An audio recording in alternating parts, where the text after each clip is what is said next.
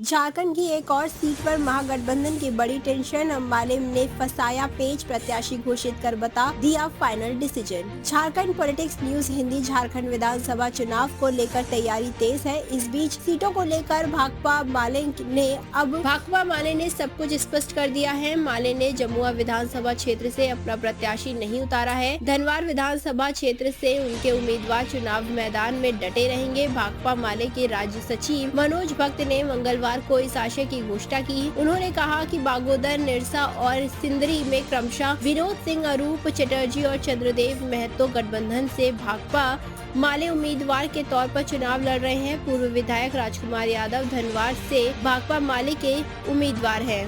उन्होंने गठबंधन के साथ पूर्ण तालमेल नहीं होने पर अफसोस जताते हुए कहा कि गठबंधन में कई चक्र बातचीत के बावजूद धनवार सीट का विवाद हल नहीं हो सका है। भाकपा माले धनवार सीट पर भाजपा को शिकस्त देने के लिए जोरदार तरीके से चुनाव लड़ेंगी। भाजपा यहां वोटों के विभाजन के लिए अन्य उम्मीदवारों का इस्तेमाल कर रही है। जमुआ सीट पर इसलिए उम्मीदवार नहीं दे रही पार्टी। उन्होंने आगे कहा कि जनता जानती है कि केवल भाकपा माले ही भाजपा को परास्त कर सकती है। मजदूर, किसान, छात्र, नौजवान और तमाम उत्पीड़ित सामाजिक तबके के लोग भाजपा माले के बैनर तले गोलबंद हैं और विभाजन के साजिश को नाकाम करेंगे। गठबंधन की एकता और भाजपा को शिकस्त देने के लिए भाकपा माले जमुआ सीट पर अपना उम्मीदवार नहीं दे रही है। शेष सभी सीटों पर भाकपा माले गठबंधन के उम्मीदवारों को अपना समर्थन देने की घोषणा करती है। पहले चरण की सीटों पर इस बार बढ़ सकती है उम्मीदवारों की संख्या। झारखंड में वर्ष 2019 में हुए पिछले विधानसभा चुनाव की तुलना में इस